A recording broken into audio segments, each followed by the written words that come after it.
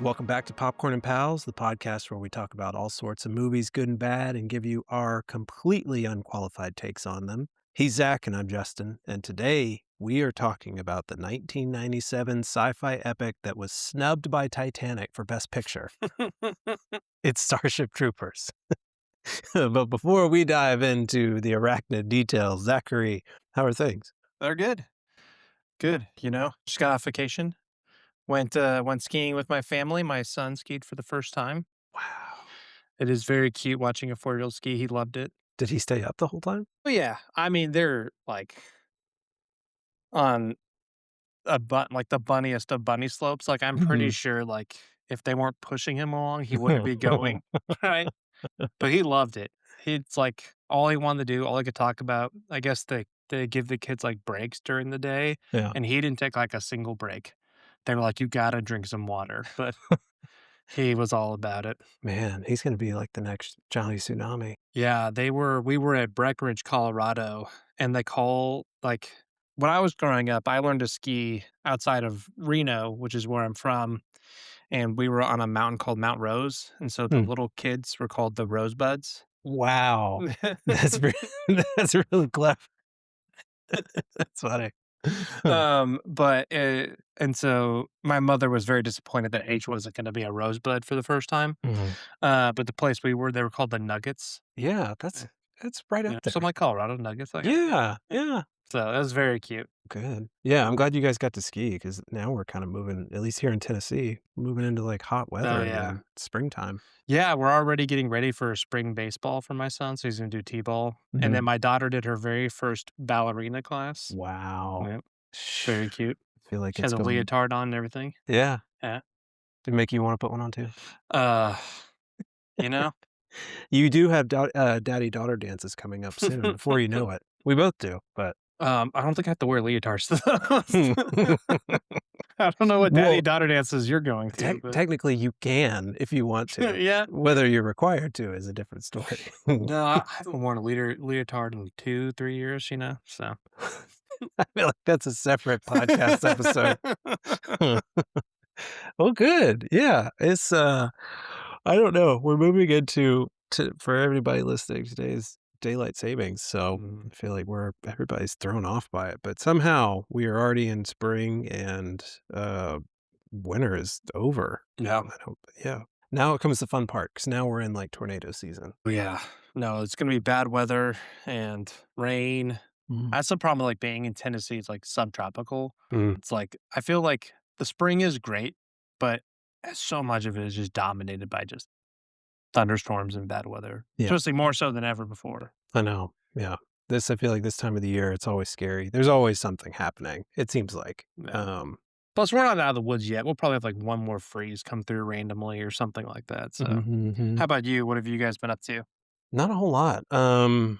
We really haven't done like that much. I mean, it's been really nice with warmer weather, being able to get outside. Mhm. Having small kids during wintertime and cold weather just sucks. But we're getting ready for some trips. My wife is taking trips next month with her work, and so really, I mean, we're kind of just laying low until then. We don't have a whole lot going on this month, but yeah, it's been kind of boring, which has been why it's been so fun to watch Starship Troopers because it was a blast from the past. Oh, we'll get into it.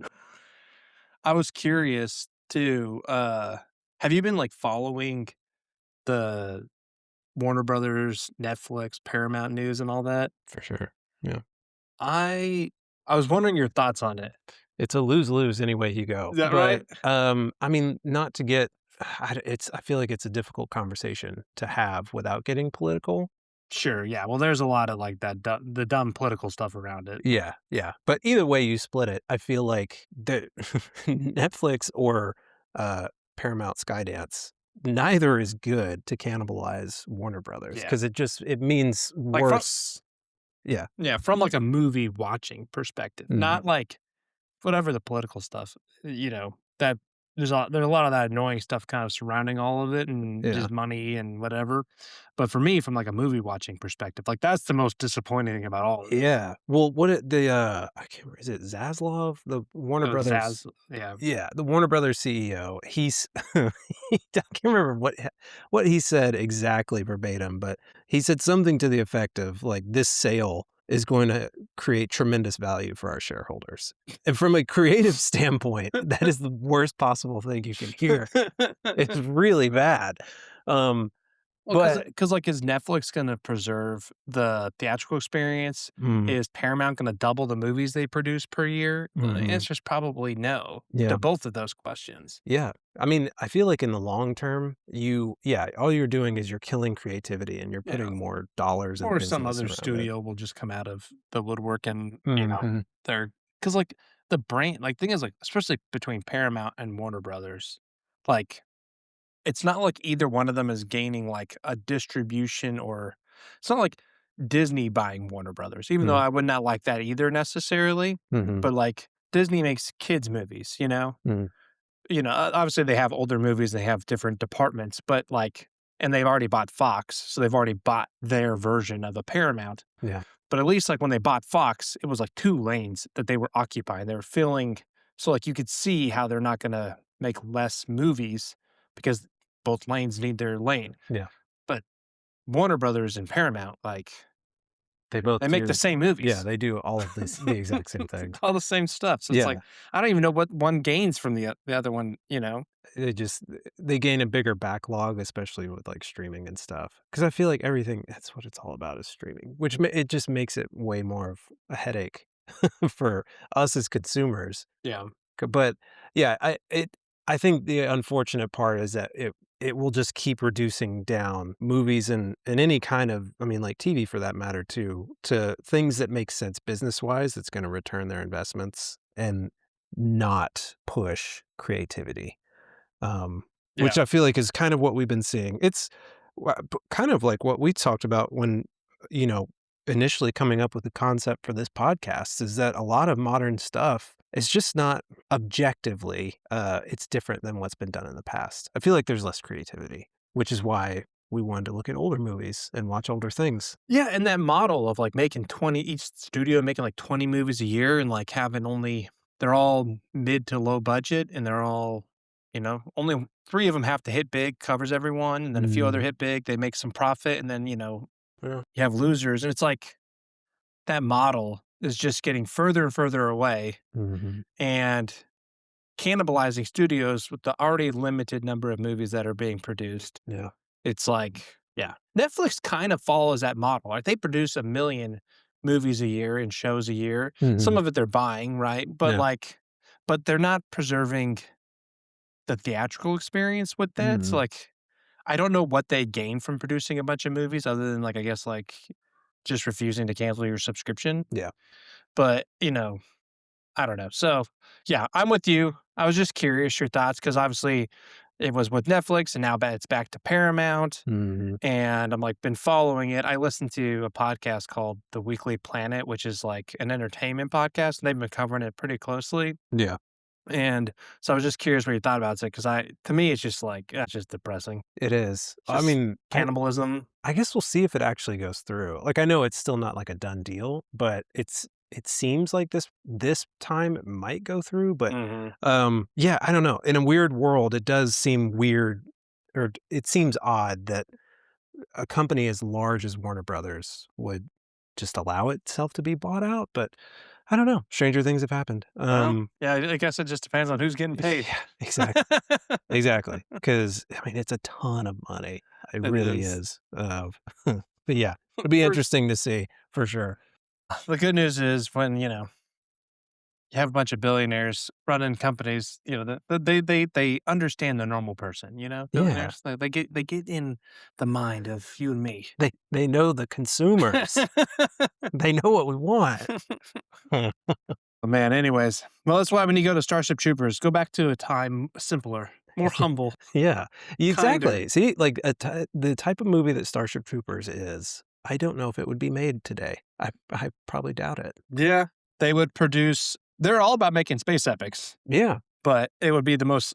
like sanitized, shoved through focus groups and all that kind of stuff Mhm. version Mhm. where I feel we'll get into our thoughts on this movie, but, you know, Verhoeven had a very specific vision, I think, Yes, he which did. is one of not to spoil age the best or age the worst, but I think his vision, I think, was allowing the artist to Mm. have their own vision is what aged the best. I think even today, in a lot of the big blockbusters that are really successful, whether that's the Barbie movie or Oppenheimer, I think there's more appreciation for a single vision, Mhm. than there's been in a long time, which is nice. But before we get started, do you want to hear my synopsis for Starship Troopers? I would love to. I can't wait to hear your So actually, synopsis. I couldn't decide on how to do this one. So I came up with two. I'll have Okay. you vote on which one you think Okay. is the better one. All right. First one. A man joins the military to impress a girl. When she dumps him, he decides to sleep with the woman he's been friend zoning since high school. There's also alien bugs. That's a strong contender. That might be it. Let's hear the other one. All right, all right. The Citizen Kane of space operas, an unexpectedly sharp commentary on society. This sweeping epic of love, brutality, and intergalactic war follows a motley crew of 28-year-old high schoolers as they travel the galaxy kicking alien bug ass. From Klendathu to Zegama Beach, it's a non-stop thrill ride that can only be described as a group of 14-year-old boys' favorite movie. That's it. That's it. Number 2 wins. Number 2 wins by far. That was really well done. Cheers to you. The 28-year-old high schoolers is the the most true statement in that whole thing. I know. Got Oh, yeah, very, very well said. Starship Troopers it's an adventure. I don't wanna spoil too much of it before we get into it, but we need you give us the general plot summary first so that we can jump into it. okay. So we'll go, yeah, let's go do podcast structure real quick, and then we'll do a quick, I don't know, plot summary. This movie has all over the place. So I'll try and be as simple as possible. But from a podcast structure, we'll do a quick chat about the movie, compare some of our initial notes. We'll go into our superlatives. Mm. And then last, we'll rank if this, true classic is a classic of Mm. Hollywood. Mhm. Um, and then from a plot summary, this follows basically, man, it's hard to say. 'Cause I say there's like four leads in this movie, but one of Yeah, them basically checks out after the first act. yeah. So you have Johnny Rico, um, his love interest, Carmen, Mhm. and then there's Diz, his Mhm. third wheel, Yeah. and the one who's been friend zoned, and then Carl. So four high school friends. Mm. They all decide to join in this unique universe, Yeah. this kind of more fascist society that they live in. You have to join the military for citizenship. They basically all decide to join the military. They all have different motivations. Carl's super smart and goes into intelligence. Um, Johnny wants to follow Carmen, who's probably out of everyone the most motivated Mm. to become a pilot. Yeah. So really, Johnny's following a girl, and then Diz follows Johnny. Mhm. They all go their own separate ways. While they're in training, their hometown is attacked by a bug alien race, so they go to war. And then while they're in war, their paths cross several times, and they kind of all get split to the wind. Carmen dumps Johnny. Johnny hooks up with Diz. Carl comes in every once in a while to do some really fucked up shit. Mhm. And then he pops back out. And Mhm. then ultimately all three of them or all of them really grow in their leadership roles within the military. And the movie kind of culminates in a bug attack where they find, I guess, like the bug's secret weapon. And Diz dies. And they all basically promise to be friends at the end. Yeah. So Which is what they promised at yeah, the and beginning. they're fighting alien bugs the whole time. Yeah, it is a sci-fi love story that coincidentally So say, We have you ever seen this movie before? And so our backstory into this movie, to be honest, I don't know how we found this movie in high school, but somehow we came across this movie. I feel like it was playing on TV one time, Yeah. and we all watched it. We went and bought the DVD, and I think we probably collectively watched it as our group of friends, probably at least 50 times. I I think it's the movie I've seen the second most. Yeah, I mean, Yeah. I think Besides, like, a Christmas movie that I've watched, like, many times. yeah, Yeah. I I think think this is the most I've seen a movie. you could probably put our group of friends from high school in a room, and we could quote the entire movie from start to end. We loved it. It was I can't wait to talk about this movie because I have not seen it in probably at least 15 years. So watching it now, it this movie is objectively bad, but it felt like coming home. It felt so good to be back, and I just I I love don't this even movie. so, like, I think in our theme being, like, we rewatch classic movies from the past, we expand our cultural horizons. If the first group of movies we done or did are like, "Let's grow. This one is for us." Yeah. Because like, to call this, like, a true classic, it's not like an AFI top Mm-mm. 100 classic. I think it is a cult classic Yeah, for sure. yeah. There's definitely a lot of fans of this movie out there. But man, this is just more you and me. We actually planned to having my brother on this episode. He ended up being sick, because this is just like, we need a movie for us, Yeah, you know? this is nostalgia. Yeah, this is nostalgia. But speaking of, like, because yeah, this is not a classic movie. This does not make any AFI lists or have really any awards, so to speak, I don't think. Maybe some minor awards, but there is quite a bit of talent attached to this movie. Oh, yeah. So the director, Paul Verhoeven, if I'm Yeah, Verhoeven. Um, I mean, this is the dude, he directed RoboCop, Yep. Total Recall, Basic Instinct. I've never seen it, but I've always heard about it. Mhm. The infamous Showgirls. I mean, he's done a Yeah, lot. Shogun's not a good movie, but yeah. Yeah. He's done a lot, and, I didn't know this, but apparently, uh, Johnny Rico, Mark Wahlberg and Matt Damon auditioned for the role, Mm. but, Paul distinctively wanted Casper Van Dien, and the reason why yes, this is a Price or what? no. Apparently, he wanted it to so this whole thing, I mean, we'll dive into the backstory about this, but if you are not familiar with this movie, it follows what critics said at the time, like a pro-fascist, uh, imitation. It's all satire, right? It's not meant to be Yeah. taken seriously. It's almost, like, hard to say, like, what age the worst, what age the best, or, like, underst it's almost really hard to kind of criticize the world that they're in because it's a satirical world, like, it's meant to be over the top and fake. Yeah.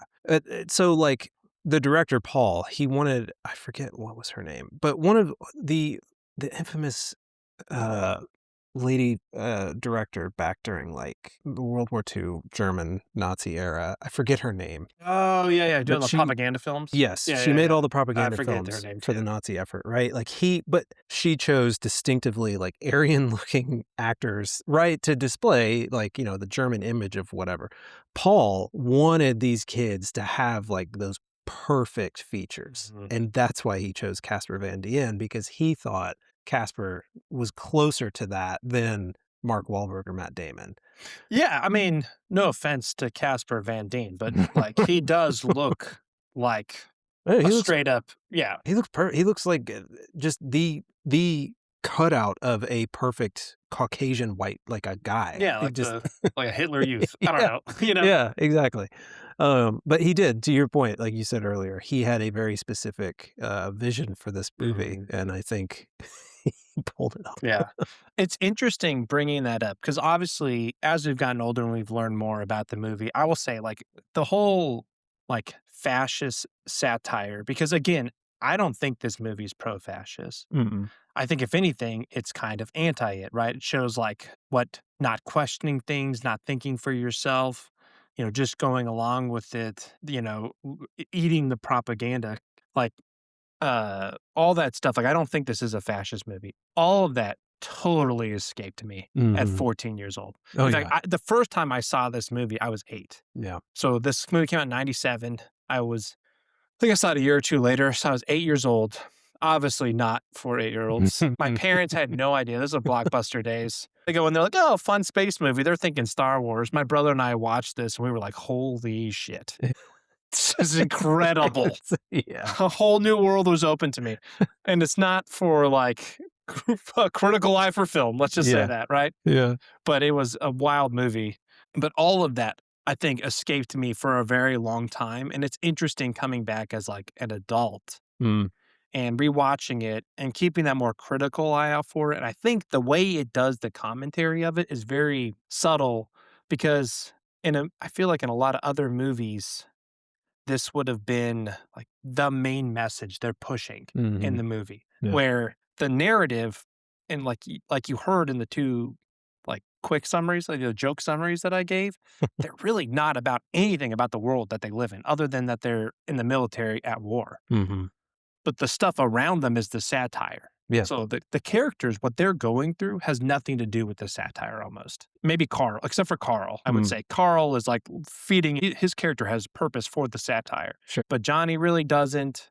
Maybe some of the stuff that happens to them does, but Mm. like the characters themselves don't. And I think it's a really interesting way of trying to come, especially Paul Verhoeven. He comes from a very specific, you know, cultural experience. Yeah.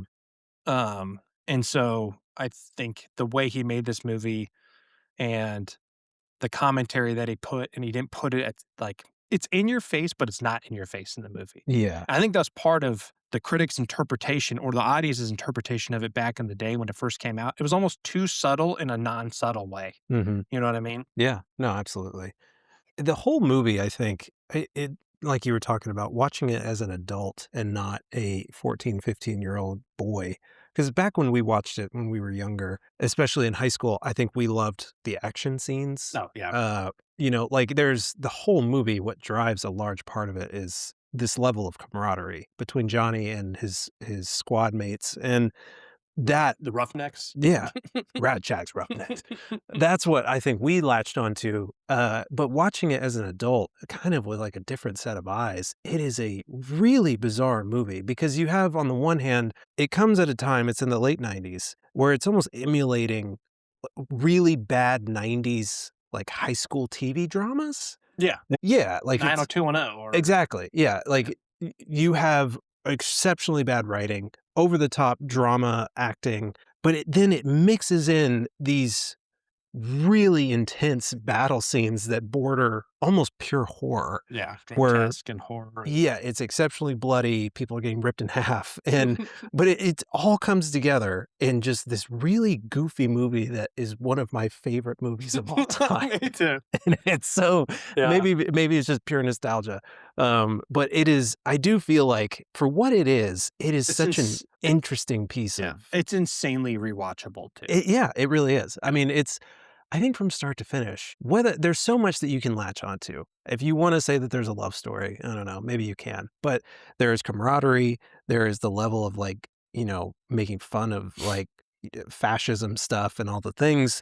There's action, there's adventure. I mean, there's so many things that you can Yeah, I wouldn't even say there's a love story, to your point. I mm, would say it's more of a commentary on, like, high school infatuation. It's an yeah, infatuation story because mm, anyone who loves anyone is not loved back by any of the characters.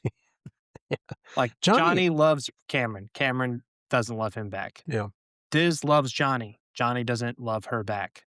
Xander and Cameron, like, Xander's kind of, he's interested in her, he's playing hard, but I'm like, she's going along with it, but it's not a love story, no, So yeah, it's not a love story, it's an infatuation, mm, it's high school acting, it's yeah, 90210, it's mhm, 90210 doesn't have a lot of reference to me because I was a little too young for that show, but, yeah, other ones of the time, yeah, no, exactly. I Gossip mean, Girl or Dawson's what Creek, like Dawson's Creek is probably even better example. yeah, that's what, like, I kept thinking about the entire time watching it, and maybe just watching it as with high school eyes, as a, teenage boy that was, like, really into Halo and playing shoot 'em up video games, Mhm. you just don't really latch onto that type of stuff. You don't catch it, I feel like.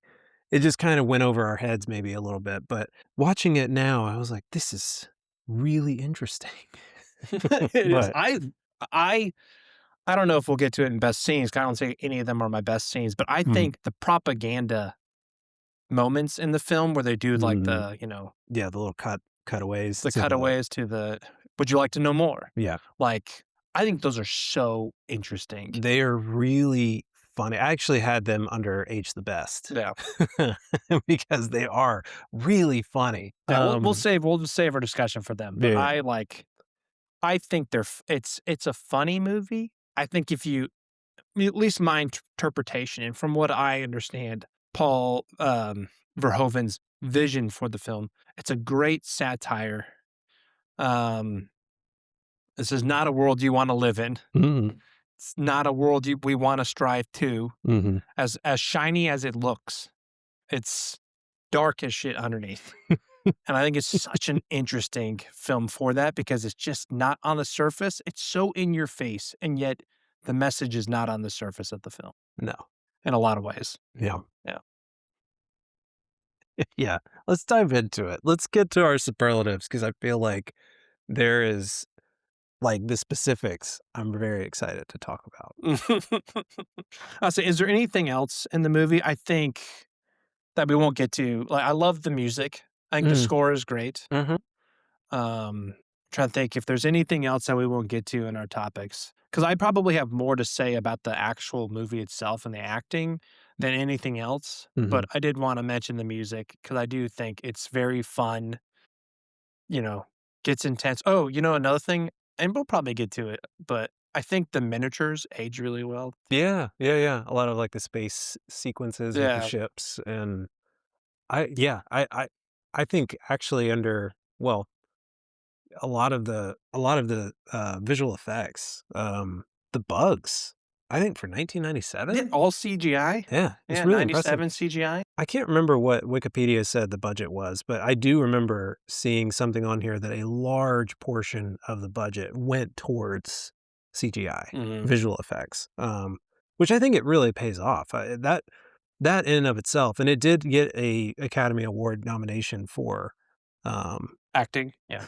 yeah, yeah, for best visual effects, and I think it actually earns Oh, them. no, it does earn it, No, 100%. I mean, it's on par with this 2 years before Phantom Menace, and, I think it's on par in a lot of ways with that movie and it is 2026 right now. I have this movie on DVD from back then in Mhm. high school. I think I read that the special edition DVD that I bought came out in 2002. Okay. So it's not a Blu-ray. It's not it looks terrible, and even then, I was still kind of shocked at how good a lot of the bugs and stuff look. There's Yeah. definitely some stuff that Well, doesn't I look think super great, but being, like, not having muscles mhm, really works to, like, the bug's advantage. mhm. Like, not having that skin flexing and things like but Yeah. being more rigid, and I think it's why Toy Story worked for the first animated movie because the toys don't have, you know, flexing and muscles, right? They're just very Mhm. mechanical. Yeah. The bugs are almost mechanical, and I think it really helps it age well. They have like a shell that Mhm. you get it can look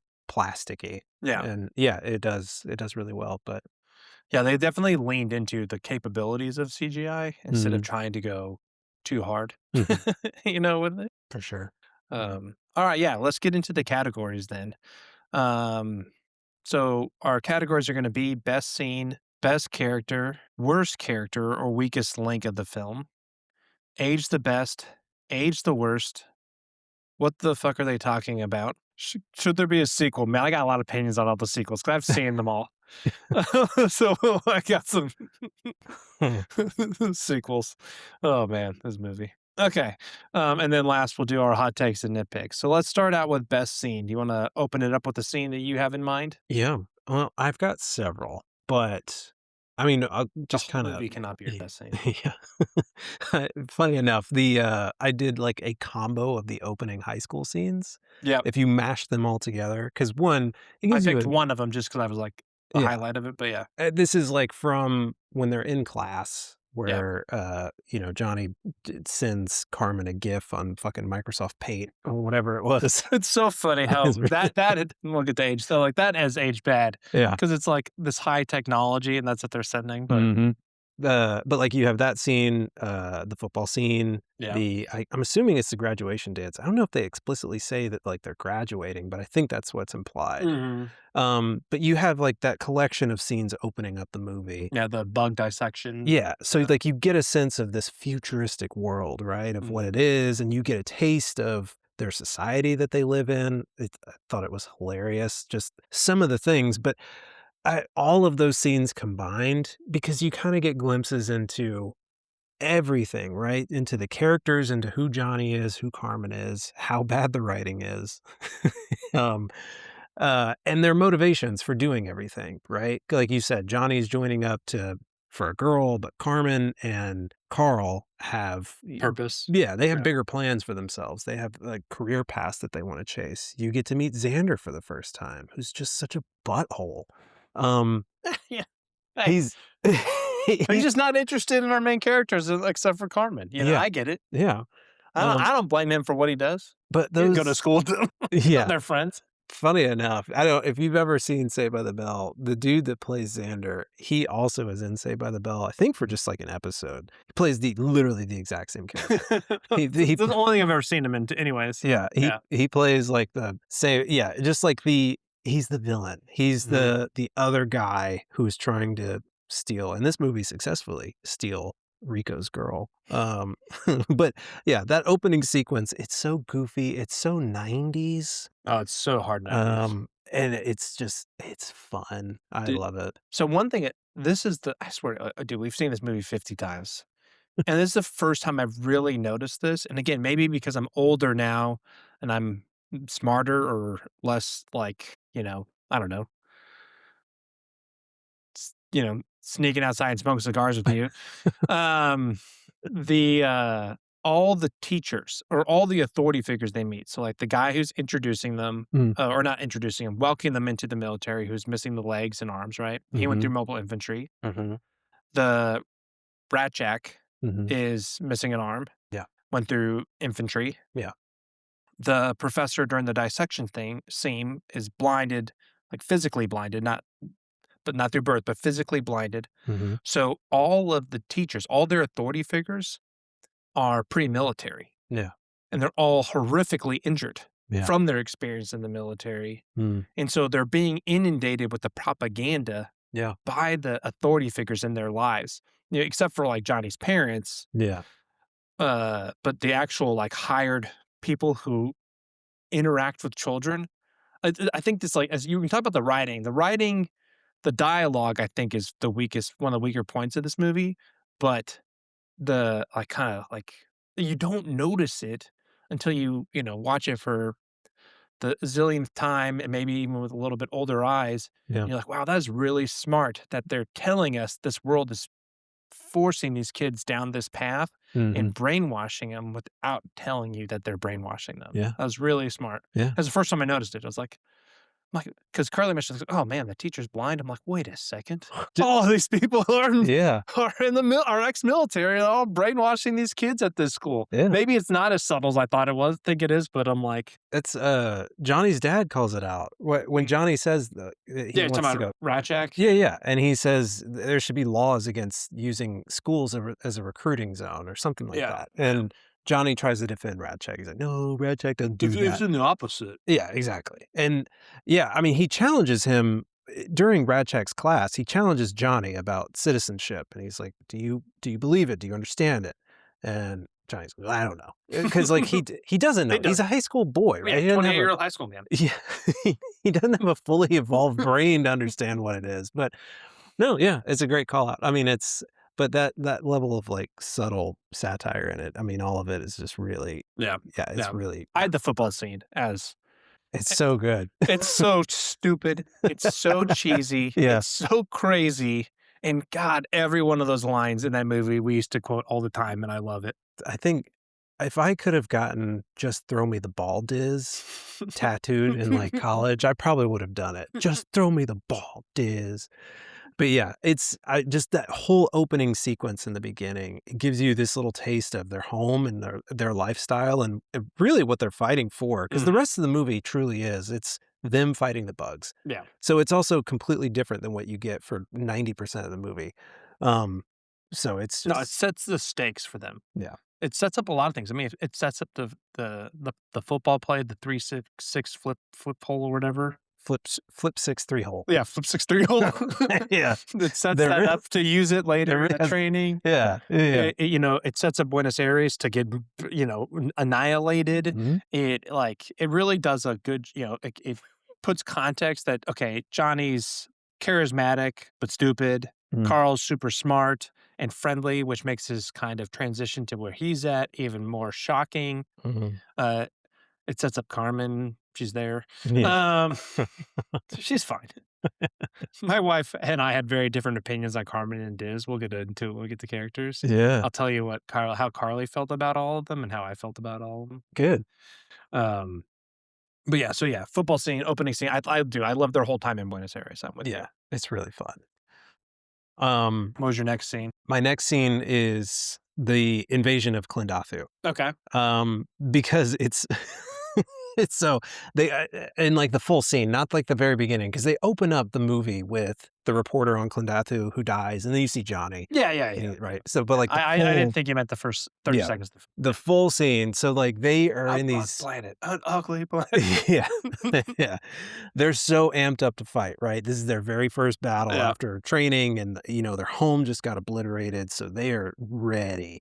Um, they bolt out of their drop pods. They nuke 2 of the battery bugs. It's, like, electric, We are such right? nerds. We like know all the names of these Yeah. things. Right? So, I mean, they are on cloud 9, right? And then they see some of, like, the regular, like, I guess, I don't know what you call them, just the regular army grunt Yeah, yeah. bugs, the ones that are, very prevalent throughout the entire movie, and they just start seeing people get literally shredded, like, torn apart, ripped in half, limbs go flying, it's super gory, it's borderline horrific, and it starts getting a little bit serious, and they have to start running away. Rico's entire crew dies except for, Diz and Ace.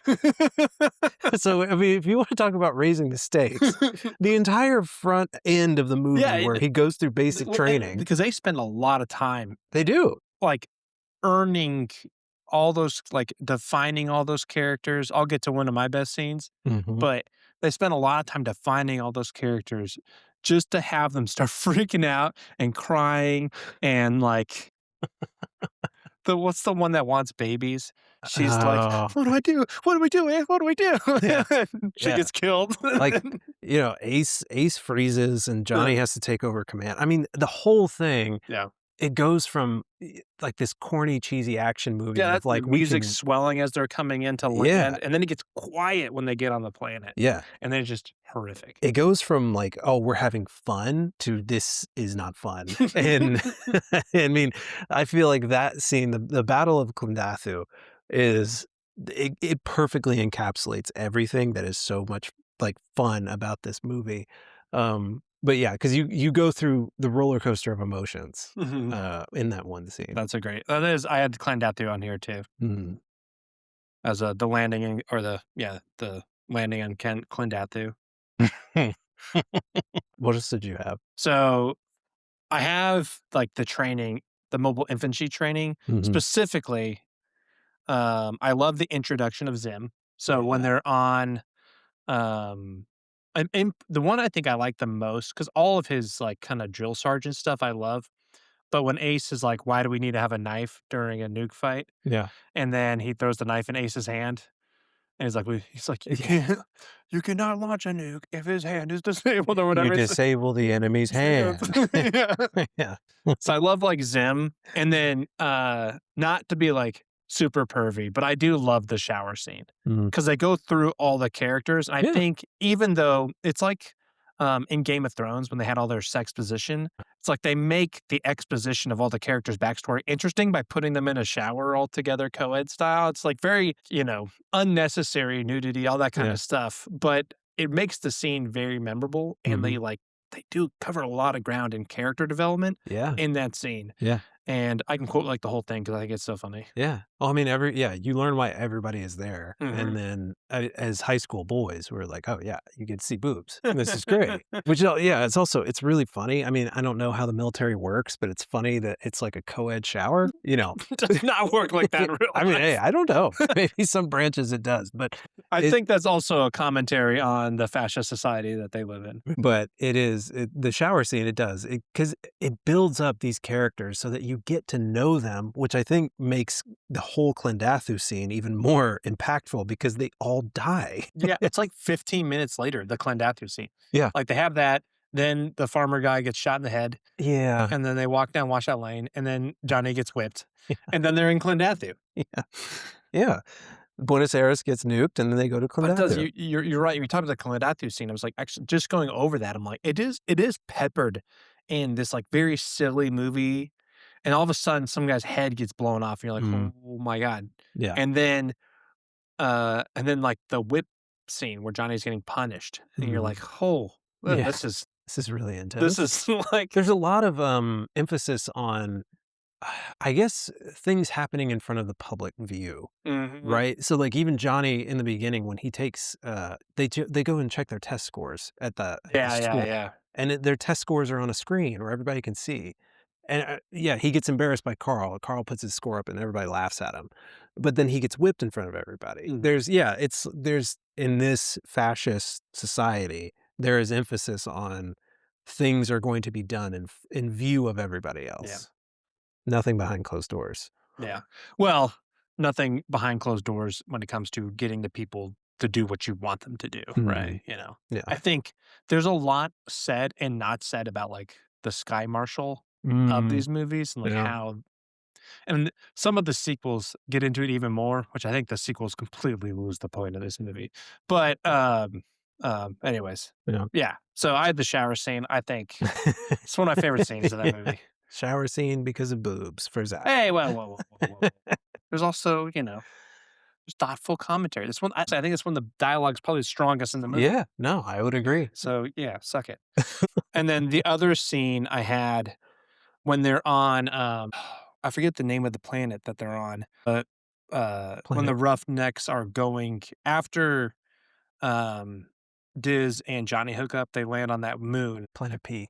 Yeah, Planet P, Mhm. and, they're on their way to go find that general's base, Mhm. and, This is they lit find the general is, like, freaking out, this is and literally my next best scene yeah. on mine. Like, when they're kind of, like, doing investigation, Rack Jack is, like, sacrificing one of his guys to make sure there's not a bug up there or something, you Yeah. know? Yeah. Like, it just shows how callous he is. Um, and, he dies, Iz dies, like, so much happens in that scene, it's really Mhm. pivotal in the movie, and, again, I think probably one of the scenes where the dialogue is the strongest in the movie too. Yeah. I think, speaking of dialogue, I feel like if you could maybe show everybody one scene from this movie, I would pick this scene Mhm. because when they go on P and they find the outpost, it's kind of ominous before the battle breaks out because Mhm. they're trying to it's almost like a detective game. They're trying to figure out what happened. There's dead Yeah. bodies everywhere, dead bugs. They're like, "What happened here?"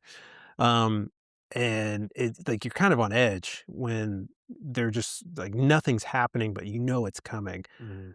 But they go and they find the body with a hole in his head, Yeah. and Radchak turns and says in the most serious voice, he says, "They sucked his Just brains breaks out, he out." sticks his fingers in the Yeah, guy's head.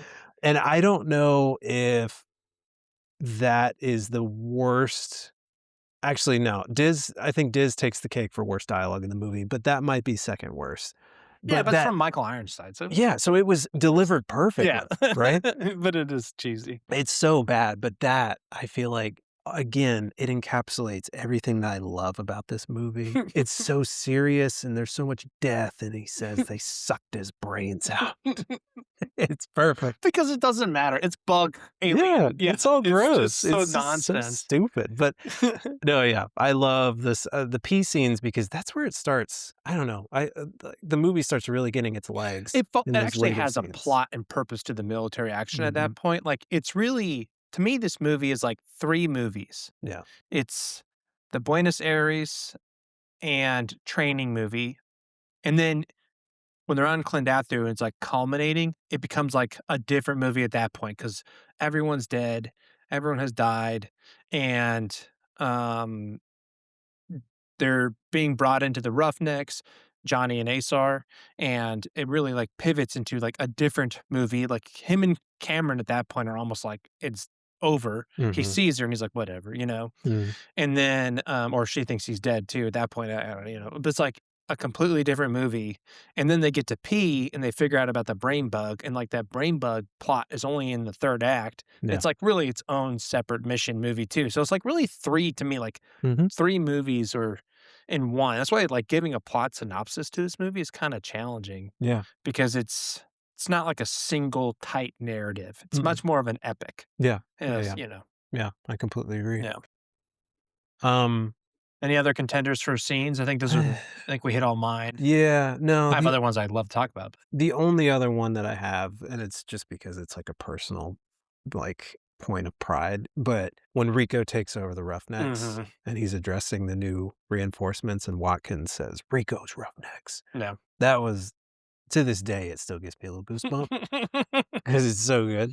But, yeah, I think, for me, it's either Klendathu or the Outposts battle on P, I think are my top contenders for best scene. Mhm.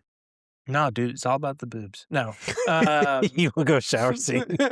No, I Yeah, think Zach, mark it down in the book, Zach's shower scene. the first battle on P with Rat Jack leading them, finding the general, discovering that they've been I don't know, not tricked, but, like, been set up to Mhm. come down there so that the bugs can attack and all that stuff. Yeah, Probably my favorite scene too. yeah, yeah, I agree. Alright, let's start talking about some characters. We'll go best character first. You go first because Dude, you okay, already know what mine is. the acting in this movie is its weakest point, which is really Yeah. interesting because I love this movie, and honestly, it adds to it that they're not the strongest actors Mhm. because it is a satire and it feels like a satire Yeah. from that regard. So, all that preamble is to say, I'm thinking of sorry, I'm thinking about this, and we're just gushing how much we love this movie. And we dogged on American in Paris. I just, Yeah. This again, this is our unqualified Unqualified, takes. sorry. Yeah. Okay. American in Paris is fun. Love this movie. Totally get why this is not for everyone. It was not for my wife. She watched it the second time. She's like, "It was better than I remember it being." But she's like, "God, this movie is violent." And I'm like, "Yeah, it's part of the purpose point of it." So, anyways, but yeah, so characters, I can't necessarily objectively interpret the acting because it's not strong, but God, I don't care. Mm, So I'm gonna go with like my heart and my gut. I'm gonna put up there first one. I think Zim is gonna be the first one I'm gonna put up there. I that's love fair. Zim. I think Zim's very fair. Yeah. I mean, Zim challenges them from the get-go. Yeah. He has Johnny's back when Johnny wants to come back after he Exactly. tries Like to like you leave. can tell him that the recruits mean something to him. Mhm. He's a huge dick to them, but it's like in service of like their best interests. Yeah. But even more, I think, very respectable, towards Zim's character.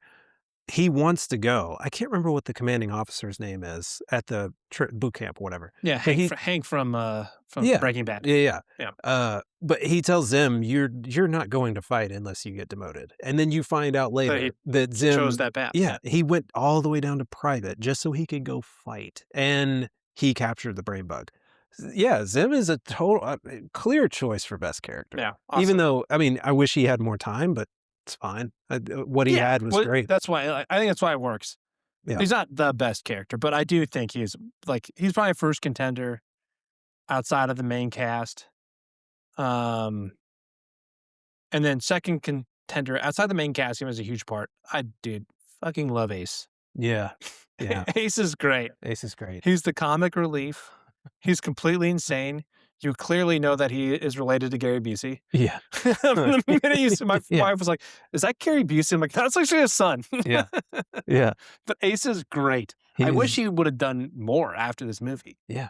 Yeah, I don't know I think if he's the best actor of the main he's kind of the kids. yeah, he's really good, and I love that his character was not unnecessarily killed off. Because 'cause you're right, he adds, like, levity to the scenes, because he's just goofy. Yeah, he's such a goofball. But yeah, he's like Johnny's best friend. They bro down throughout the entirety of the movie, Mm. but especially towards the end where Johnny is promoted up into leadership positions, Yeah. and then Ace is his right hand man.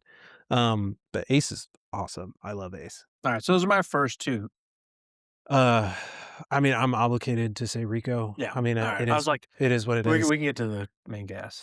So Johnny Rico has a special place in my heart. He's just I think he is written to be almost, arguably, like, the best action character ever made, right? Yeah. He's objectively handsome. He has these, girls that are fawning over him. He's incredibly badass when it comes to fighting, Yeah. even though he does not join the military to go off and fight on his own accord. He joins it because of Carmen, but he turns out to be this really badass soldier. Um, I made my very first Xbox Live gamer tag. Oh, I remember. I named it after Johnny Rico. That's how much of a place he had in my Oh, heart yeah, as like a General Rico 34. General Rico, and I did that. At the time, there were no sequel movies whatsoever, and I did it under the Assumption, assumption that Johnny belief. yeah, he would get promoted in the future, so Yeah. I wanted to be General Rico 34. Um, I no longer have that gamer tag, so it's up there for anybody who wants it. But, I mean, he had such a huge impact on, a young guy. He's always my favorite. But I think I also really like Diz in the movie, Yeah, even though Diz has a lot of faults. Diz is always there for Johnny. She always yeah. has Johnny's back, and I feel like she has arguably, like, the worst death scene I think I've ever seen, and we'll talk about it later. But I think outside of that, Like, from an acting perspective or just, like, the horrificness of it all? all of it combined in just one terrible ball. I mean, it's really bad, but I really enjoyed Diz throughout the entirety of the Uh, movie. I agree. So Johnny, I think he's great. I think he's probably the 2nd weakest actor in the movie, in my opinion. He's terrible, Yeah. which I don't think Casper did, Sleepy Sleepy Hollow, Hollow. yeah. That's the only 2 movies I've ever seen him in besides future Starship Troopers movies. Yeah, that, and I think I've seen him on, like, a Redbox cover for some, like, Blumhouse movie or something like Mhm. that. Mhm. But, or what's that one that Asylum movies? That's the ones that are really bad, like horror movies. I don't know. Yeah. I haven't seen him. Anyways, yeah, I think he's kind of He's pretty terrible. yeah. But I love again, yeah, I'm with you. I love Johnny. I think he's great. I love Diz. I think Diz is great. I like when Carl is in the movie. He's a lot of fun. He's really good. Yeah. You're right. At Actually, the he's probably the best actor in the movie, but Yeah. rightfully so. Neil Patrick Harris has had a career proving that. Yeah. I mean, you said it at the beginning. It's like there's 4 main characters, but Carl, he's in the beginning, and then you don't see him really at Mm. all until sort of the end. He has one scene where he does, like a propaganda infomercial. Mhm. Um, And then he comes at the end of the yeah, movie, yeah. but that's it. I wish Or there was 2 times at more the end of the movie, yeah. I wish there was more Carl. Yeah. Well, and, like, fun Carl deserves to be in the movie a lot. Mm, Or sane, psychopath Carl. wearing a trench coat Yeah, wearing wearing a and like full-on SS uniform. yeah, No, you don't wanna spend a lot of time with that dude. he's really intense. No, he's no good at that point. He's so ingrained. He's in Well, too deep with that. I'm glad the Carl we got is, for the most of the movie is the one that you want, Yeah. and then, yeah, you see him turn, and you're like, "God, this guy's story must have been dark." Yeah. Because he's, like, just it's interesting because he's the only character. Everyone else is being farmed through the propaganda machine. Mm, He becomes the propaganda machine, yeah, he does. and it's very interesting, and by far the darkest, most malevolent one of them all, and he's the one who's driving the Mhm. propaganda and the terrible decisions and the sacrifice. It's like again, smart commentary. Games in theory. Yeah. Any other best characters? Mm-mm. No, I really do like yours though. I really enjoy, Zim and, Ace. Yeah. They're What really about good. Ratjack? He's great. I mean, there's nothing wrong with him. He's Yeah. really intense, but it's funny because he, he's Johnny's teacher. They have, like, that awkward scene where when Johnny joins up with his group, which could not have been more than, what, maybe a few months later? That the timeline of this movie is very interesting Yeah. because I really don't know how much time has passed. It feels like everything takes place within, like, 6 months, Yeah. but I don't really know how much time has Well, passed during so the whole you movie. I think if there's any length of time that had to have happened in this movie, it would have happened during the boot camp scenes or Mhm. their time at boot camp. Because when they go to Klendathu, it's the one battle, Johnny's crew gets wiped, and then he joins Radcheck's team. Yeah, and then they have 2 battles. Yeah. So Yeah. if but all that to say, he's Johnny's teacher. We don't know how much time has passed, but even let's be generous and say like a year has passed. Yeah, and because And there's that time to it that he's healing yeah. and they're kinda regrouping, Mhm. but I don't know. But when Johnny and Diz and Ace join up into Radcheck's Roughnecks, he's like 2 feet away from Radcheck. And he looks at him, and Radcheck looks at him. He hits him. He points at him, with Yeah. his finger in his chest, and he doesn't recognize him.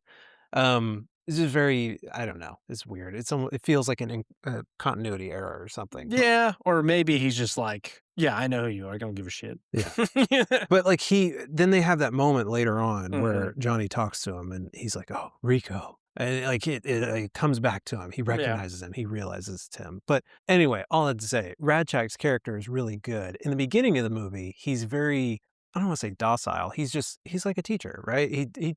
He's not intense, he's not scary, he's not anything, but then when Johnny becomes part of his squad in the military, he's tough, he's Mhm. hard, right?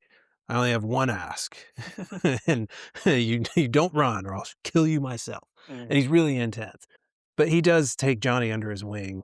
Definitely, you wanna talk about preferential treatment. He gives Johnny preferential treatment for sure. As soon as he realizes it's Johnny Rico, he's like, "Oh, dude, you're my number 2, come on." And Yeah. then he promotes him like 2 or 3 times, and he's like, "Okay, you wanna be a lieutenant? Come on, you be a lieutenant." But Yeah. he's fine, It like take everyone's gotta find that person that helps fast track them, you know? yeah, exactly, you gotta climb that ladder one way or the other.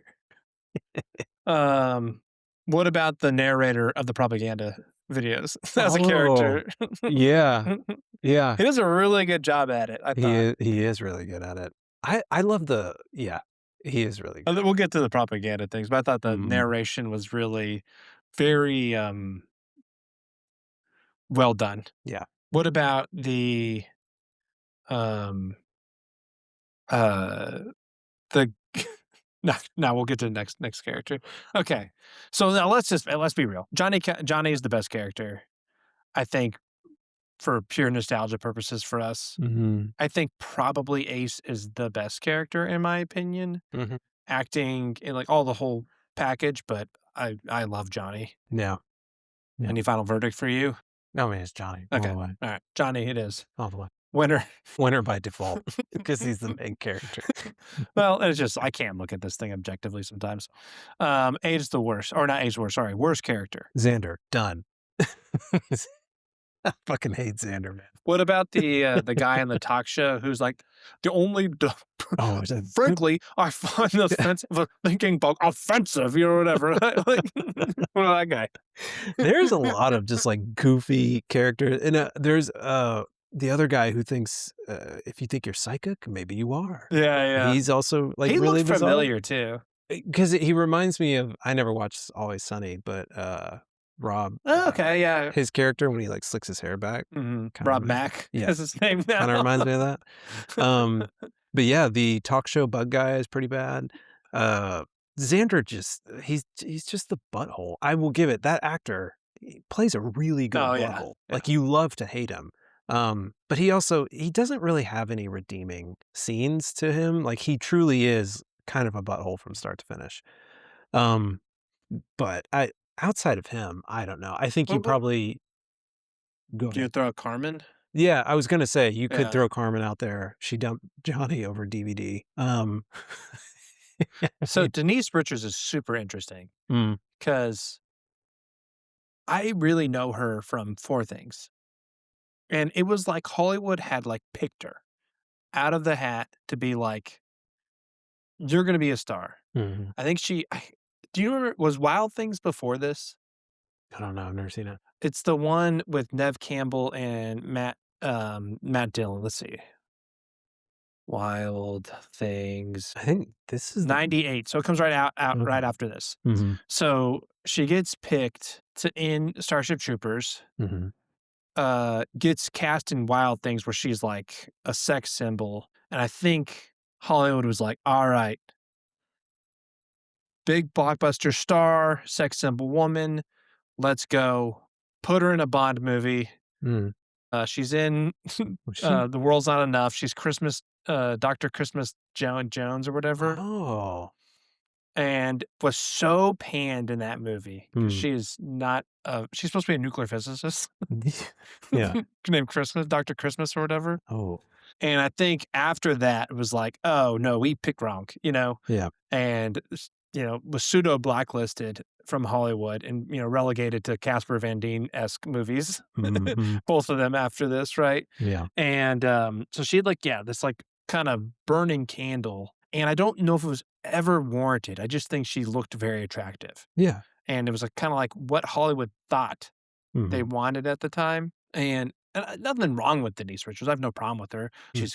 My wife loves her on The Real Housewives, I think she's an odd, but I don't really like those the housewife shows, Mhm. but my wife likes her, and, but yeah, it's like she kinda burned really bright coming off of this movie, got a couple big roles, I think probably her most successful being Wild Things, Yeah. and then just, like, kinda tanked after that James Bond movie, and I'm not sure watching this movie if it was ever warranted because she's not a super strong actress. No, she's definitely not. I Yeah. mean, I don't know. It's tough too because there's a lot of bad acting in Starship Troopers, but you also kind of have to wonder, like Michael Ironside saying it sucked his brains out. Yeah. He delivered it really well. It is a terrible line, right? It's really bad writing. So, where does I don't know. I don't know if you put the chicken before the egg or vice versa, whatever, like because even a good actor can make good on bad Yeah, writing, but I would argue that Xander's one of the better actors. The guy who mhm. plays Xander, I forget his name. Um, should look it up. Yeah, I have it. Patrick Muldoon. Yeah, I don't Patrick. know if I've ever seen him anything besides this and Saved by the Bell, but he plays the other guy who's bad, who's trying to steal your girlfriend. He always plays that character. But he earns my worst character just purely because he's Yeah, Johnny's he's a butthole in the movie and definitely an antagonist. Um, yeah, I think Carmen to me is like the weakest link of all the main characters. Mhm. And then I think Johnny's actually the second, even though I really have a good time with him. Yeah. But yeah, we'll give it to Xander, or Xander. Xander with a Z. Yeah, don't get it wrong. Oh, Alright. okay, Age the Best. Yes. I love Age the Best. Um, we already kinda touched on it, the bug CGI, I think, really held up. Yep. But no, let's talk about the propaganda scenes Yeah, I said because so many of propaganda them videos, they're great. yeah, they're really funny. Yeah. Uh, the one that I really, really love the most, watching it as an adult, I was like, "I don't remember this being this funny." But after, Buenos Aires gets hit and they're watching, like, the recap, I guess, or Mhm. whatever, and it just shows an explosion with a death toll number, I know, and the right? death toll number just It's skyrocket it skyrocketing, keeps yeah. growing, but with an explosion in the background, and what a way to deliver horrible mass news or mass death news than that, Well, but and, like, you notice, like, the one commentary on during the scene is, like, the guy with his dead dog in the background, yeah, and he's like, "The only good bug is is a a dead bug." is It's a like dead bug. immediately the propaganda machine is working at focusing your hate Yeah. away from them. Like, honestly, in the movie, I don't even know, really, like, not to be a conspiracy theory guy, but, like, there's not a 0% chance that that meteorite was not hurled from a US, or not US, but a Earth, Yeah. um, like, it's not like an Starship. inside job. Yeah, it totally could've been, Like, 'cause that's what sprung them into battle to yeah, invade to fill this Klendathu. society, like, the way that this society feels. Yeah, it absolutely could be. What do you call it? False flag? No. Is that it? Where you I mean, it's been done throughout history, yes, where you fake it so that It's your conspiracy yeah, so to your nation yeah, can take action. yeah. Absolutely, it totally could be because they don't understand I can't remember how they described that the bugs hurl asteroids into outer space at Earth. Just from their supply of meteorites, that's all they really talk about. Yeah, like, they don't elaborate how they do it, but that one scene causes them to invade and No, take if action. anything, that's like maybe some I don't know if a criticism is the right word, but you see where the planets are relative to each other, like opposite sides of Yeah. the galaxy, and the bugs literally have no demonstrated capability of doing it. The Mhm. only reason why we know that they're capable of shooting asteroids at Earth is because the propaganda videos are like, look, we can defend against bug asteroids. Yeah. You have no idea if they actually can. There's no demonstration that they actually can. For all we know, it's just they're like, all right, start putting in propaganda that they can send asteroids Mhm. and that we can defend against them. And then when an asteroid does hit, they're like, well, obviously it's the bugs. Look at our videos. They've Yeah. always said that they can throw asteroids at us. Yeah. Yeah, yeah. Yeah. The propaganda scenes, I don't know, they range from pure, like, here's how you can join up and support and Mm. fight the bugs to talk shows to, "Do you think you're psychic?" Like, it's just really funny. The execution one, when it's like Oh, yeah, live on all live, channels. Yeah. live, Again live in all channels. like, everything is done in public view, Yeah.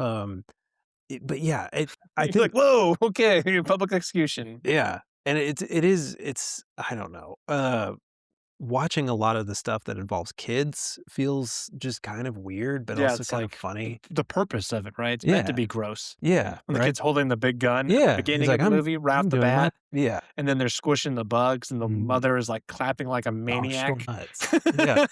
But, yeah, so they're involving kids, and the kids are indoctrinated into it, and yeah, but all that to say, I know that those scenes directly contributed to, like, a lot of what movie critics at the time were like, "Oh, this is pro-fascist," and all the things, and, like, it's so goofy and funny. How can you take this remotely It's seriously? yeah, it's totally meant to be satire. Mhm.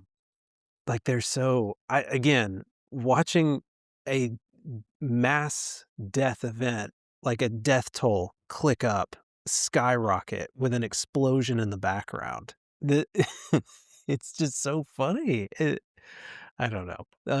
But I really the propaganda scenes, to me, I always enjoyed them when we used to watch it years and years and years ago, but rewatching it now, I really like those scenes because 'cause they're so The goofy. one after the Klendathu massacre, it's, like, dark, it's got the gray Mhm. background instead of, like, the preppy one, but the music is the same, it's just slowed down that's in it.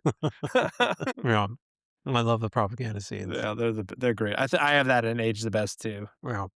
Um, I think we talked about, but I had the miniatures too. yeah, I think, like, really good. it just goes to show to me that you can actually achieve something, Yeah. and it doesn't have to be, like, over the top CGI. Like, it can work with miniatures, it can work with practical explosions.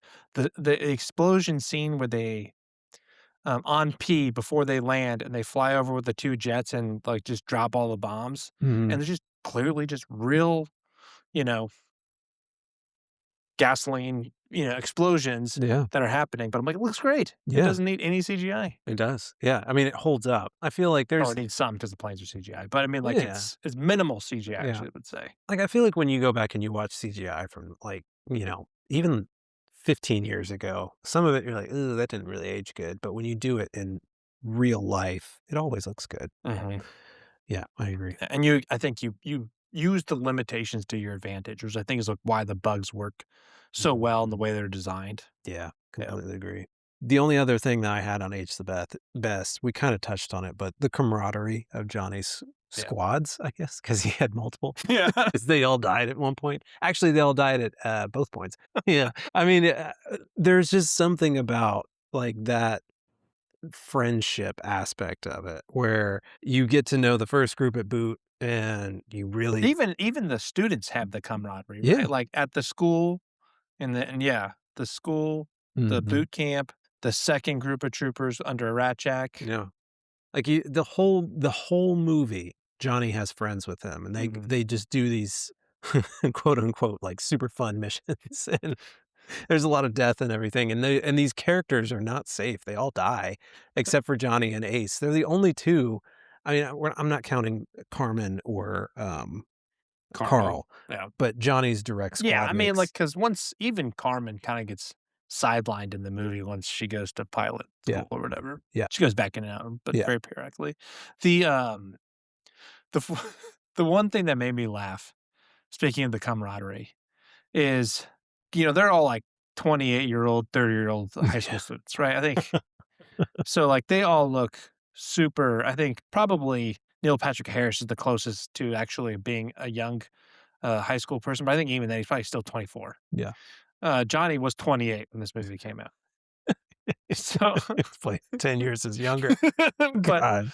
like, he's in the Uh, military for most of it, so you can, like, chalk up, like, "Oh, well, they're gonna get older as they go." yeah. But I think it's so funny. They're all 28-year-old high school students coming out. They look no different, maybe a couple, like, makeup scars between the beginning of the movie and when Johnny takes over the Roughnecks. Mhm. His recruits that they put in there are 13-year-old children. Yeah, they look like They're like, kids. "Oh, look, they look like kids." I'm like, "Yeah, because 'cause they're They literally like they are kids. they Yeah, are kids."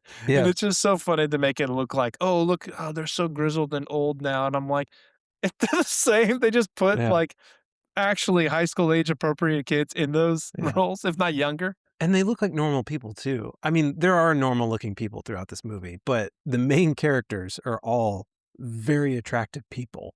So Mhm. it's hard to believe that, yeah, they're just these like military people and going into battle and all the things. But yeah, his recruits, they are kids. That's how they should be. So, the last thing I had on age the best was the uniforms, and not because Mm, they're good uniforms, they're so cheap. yeah. The movie spent a lot of money on something, but it wasn't those uniforms. But I love Firefly. Oh, yeah. They reused these prop uniforms in Firefly for the, Central Alliance or whatever it's called in Oh, there. I was like, this," I didn't know and that. they paint them purple Yeah. in it, Are and I'm you like, Are you talking fun." about, like, their, like, what they wear, like, their tactical uniforms with, like, Yeah, the rubber not yeah, the tactical unicorns with the rubber and Yeah. the helmets are so distinctive in this Okay. movie, and Yeah. when they show up in Firefly, you're like, "What the hell's going on?" It's Starship Troopers. Starship Troopers. That's really funny. I didn't know that. No, I just had to say the best because I just wanted to mention that Firefly is awesome, and, they use the Starship Troopers costumes. So, Oh. alright, age the worst. Mm. Um, First one, you touched on it, but the technology that is ever present throughout the Mhm. entirety of the movie.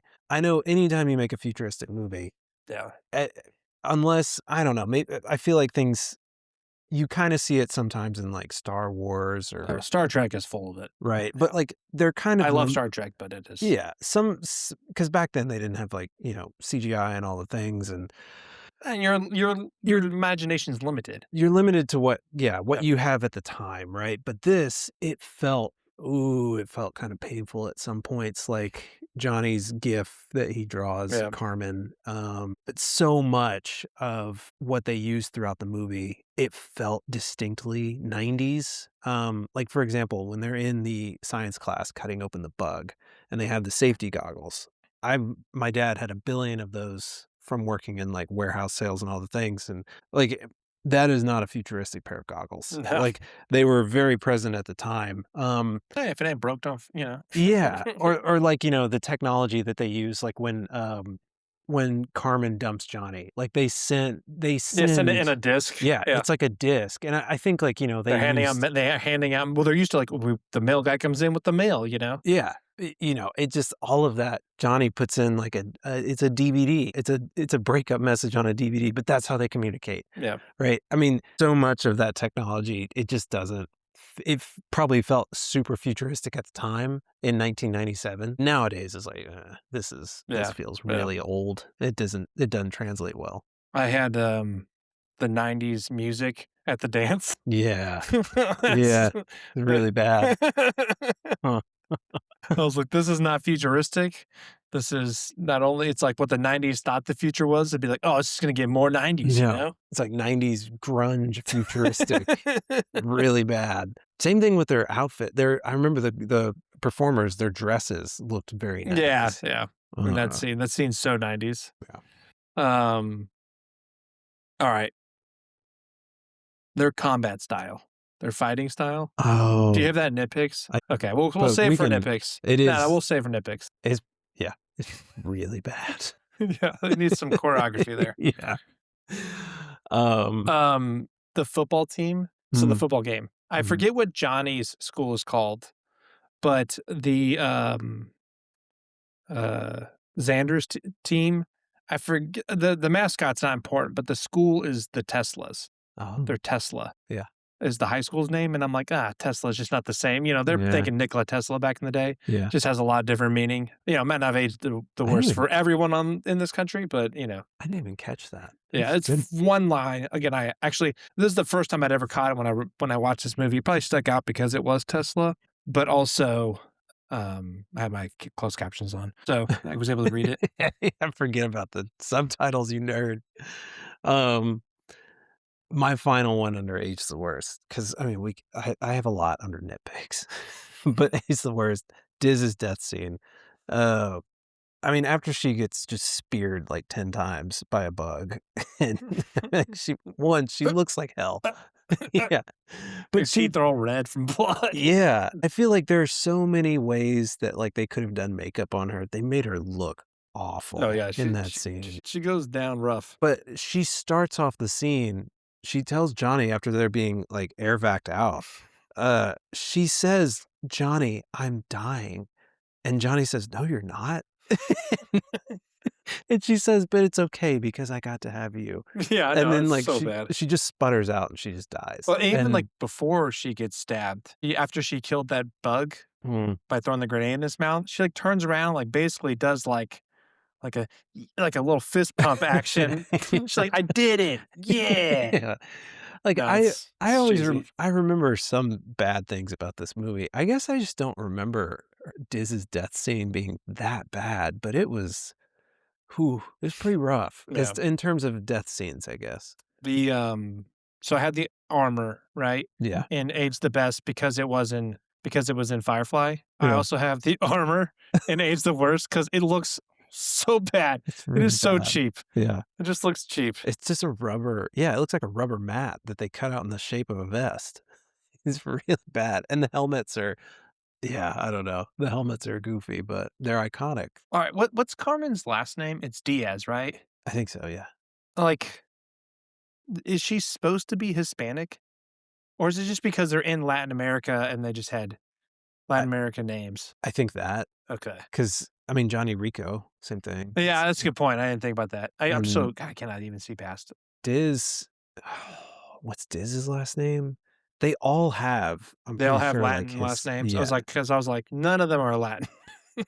Uh, oh, no, Diz Flores. Diz Flores, Yeah. Carmen Ibanez. Ibanez, that's right. But Yeah, still, like, yeah. Johnny from Rico. yeah, I mean, yeah, all of the characters that are from except for Carl. His yeah, last name is Carl Jenkins. Jenkins. But yeah, they all have Latin last names. Okay. All right. I feel better because at first I was like, is she supposed to be? Anyways. All right. What are they talking about? Did you have anything? There was I think it was the space captain. I forget her name. The one who is like, Oh, uh, what's above Xander and Carmen? yeah, Her. yes, I forget her name, but the captain of the, um, she said hump the bunk, I think, Huh. when they made a mistake or something like that. And I Yeah. was like, I mean, I know she's means, right? Yeah. But like, never heard that saying before. Hmm. And Yeah, then me I either. think you could chalk up. There's so much like, you know, technobabble, nonsense, Yeah. gravity wells, and, Yeah. and right. But I mean, that's all meant to not be understood, right? That's all meant to be like yeah. So no, I mean, this is a '97 movie Mhm. and it's sci-fi in nature. So if it is too complicated, they explain it to you. And I don't feel like there's too much in this. I think honestly, I think they avoided a lot of modern slang because it is a futuristic world, and Mhm. that would just take you right out of it. Yeah. If they're like, I don't know, they like do a Bart Simpson reference for the 90s or Mm. whatever, right? The Yeah. cool man, Yeah. whatever. Yeah, I agree. Yeah, I didn't even have anything down because I feel like the only things I didn't that I would have put down, to your point, is, like, technological jargon that they made up for this movie, Yeah, like, for this yeah. universe. Um, I it sounds like you've got the sequel part taken care of, so why don't you take it away? All right. So you've seen the sequels, right? Most of them? No, I have seen I think I saw the animated one that was, like, 3D. Okay, so they have 4. Yeah, that's Yeah. the only one I think I've seen. So the first one, so we'll go into what we think a sequel should be, Mhm. but just to recap all 4 of their sequels. The second one is a direct well, they're all direct to DVD. Yeah. Ah, what a time we lived Yeah. in. So the first one, no returning characters. Mm, It, like, follows a group, who get trapped behind enemy lines, basically, inside of a building. mhm, And one of the humans is like possessed by a bug. So it's like their enemy is another human. mhm. It's basically like an excuse to shoot the movie on a single sound stage Yeah, because it takes all place inside. It's awful, a yeah. terrible movie. Nothing to do with it. Completely loses anything that made the first movie charming. Mm, So it's not even worth talking about. fair. Third movie, Rico returns. Live action. Ooh, I didn't know that. Yeah, yeah. It's called Starship Troopers Marauder. Oh, wait, maybe we did watch We did we wa watch I that? know you and I watched this together because we were Okay. pumped when it came out because it was Rico's return. Yeah, He's the only Starship returning Troopers cast 3 member, Marauder. but it completely and they go into a lot more history with the Sky Marshal. They Yeah, have, like, some super bug in it. yeah. Um, but honestly, it's just, like, the same. The it's the it's the memorable parts from this movie, Mhm. but completely losing sight of what made the commentary on fascism, and it's just clearly not made by as capable of a director as Yeah. Paul Verhoeven. So it's yeah, it's just more bug killing, Mhm. more unnecessary nudity. Like I said, in the first one, the shower scene has a purpose. The nudity in the third one has no purpose. They're like, it's a Starship Troopers movie. It's got to be in there. It's got to be horrific and bug deaths. Put in the the propaganda scenes, but, like, they mean nothing, and they're not as charming or as fun. Yeah, So it's honestly an objectively terrible movie, yeah, but it is good to see old Johnny Rico back. yeah. The first animated movie, I was just looking it up. it's like Hero of Mars, I think? Or is that Uh, the second one? I was looking up Starship Troopers Invasion, Yeah, that's the first one, but it's yeah, it's, like, all fully animated, and none of the characters are from this movie. and then there's another And then animated that movie one, called all 3 come back. So yeah, Carmen's in it, Carl's in it, and Rico is in it. He's actually I think he is a general in it. Uh, Traitor of Mars. Traitor of Mars, yeah, Yeah. and it's the best one out of all the sequels, Hmm, in my opinion. mhm. Still, it's direct to DVD, it's not, like, the craziest. Why is Diz in this? I think it's I think it's like a clone. Huh, I interesting. can't remember, it's been so long since I've seen Yeah, it, but I remember it being decent. yeah. I mean, that was at the time where I feel like 3D movies, animated movies were really kicking off. Like, they made a bunch of Halo stuff off the video games in that time of when we were in college, but like 2010, 11, 12. I feel like there was a lot of that stuff floating around. But all in all to be Mm. said, they made 4 sequels of this movie, sharing what I think was kind of, I don't know if this movie was straight, like, out of the gate, a huge success. Yeah. I think it was popular, but, like, not by no stretch of the imagination where anyone was like, "This is really successful," Mhm. and warranted multiple sequels, but I Mm. do think this movie had, like, lived on through DVD sales, through a secondhand market, through this, like, kind of cult classic, hit, and so able to sustain multiple direct to DVD sequels. None of them have any idea what made the first movie so Mhm. good. Yeah. Um, They're all just cash grabs, it sounds exactly, like. yeah, and they're just Yeah. like, there's people who put their blood, sweat, and tears into them, Mhm. but, they're all a big old skipperoo for me. Yeah. I think if you love the world and you wanna, like, live in it for a minute, it's fine. I have heard I mean, I don't think this constitutes, like, sequel stuff, but they have made some video games over the years. I've Mm, never played them, okay. but I think there is one that came out, I think within the last 5 to 10 years that people said actually wasn't half bad.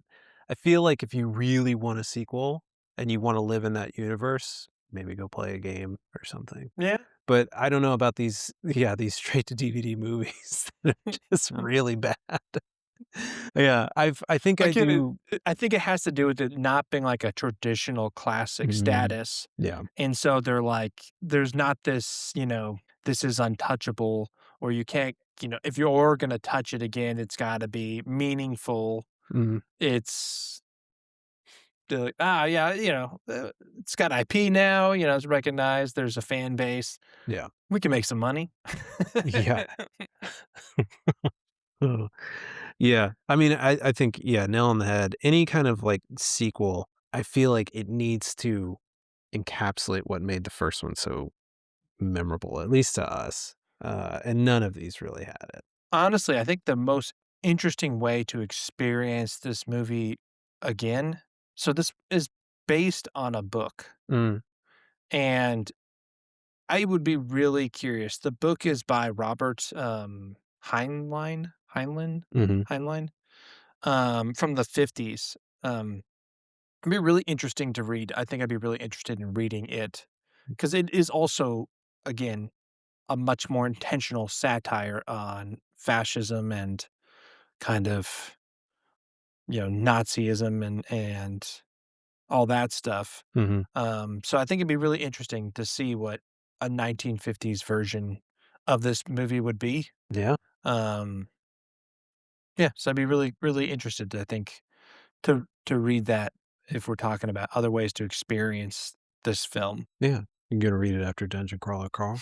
I'm on book 3. Are you? Yeah. Wow. I didn't know that. I meant to bring yours over. Oh, Yeah. well. Yeah, I'm on book 3, so I'm moving along. Yeah. You're gonna be ready for May. Yeah, trying to. Parade of Horribles comes out. Rick, my brother, he's on book 7 now. I am too. I Yeah. just started 7. God, they're so good. Anyway.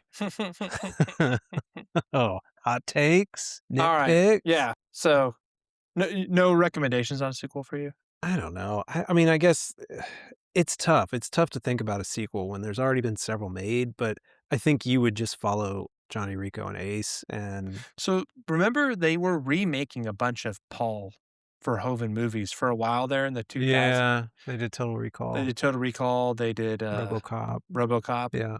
and I'm like, "Oh, maybe they're gonna do Starship Troopers," I would love to see Uh, honestly, I don't necessarily want a sequel to this movie, yeah, but I think it would be interesting to see a modern telling of something. interpretation of it, like, I think it Yeah. could be remade. Mhm. I think there's enough in today's society that you could comment on, Mhm. even about, like, American politics. Mhm. I think it'd be interesting to apply some of the lessons to this movie to a you know, more modern political commentary. Yeah. So I think it could be fun. I think Yeah. it could be a fun remake. I completely agree. Let's Warner Brothers, if you get bought out, maybe you guys can try to make it. It'll be a good return on investments for your shareholders. If Paramount buys them, I have no faith in the Ellistons. Yeah. It doesn't create shareholder value. Yeah. Yeah. They're, pretty good friends with the old, administration right now, so Yeah. I don't think they're not making commentary on today's administration, at least. No. Not to get too political or Mm. to, give my feelings about anything, but, anywho, yeah, let's go. Hot takes, nitpicks. I Hot don't have takes. anything. The movie's pretty clean. Yeah. All good. Button it up, huh? Yeah. I have I have 3. Okay. 3 big ones that we have not really talked about. You touched on one for a second, Was it but the fact that during the dissection scene, no one's wearing any gloves? none whatsoever. Johnny's pulling out innards Guts. with It's his just his hands. bare hands. Yeah. I was like, gross. Okay.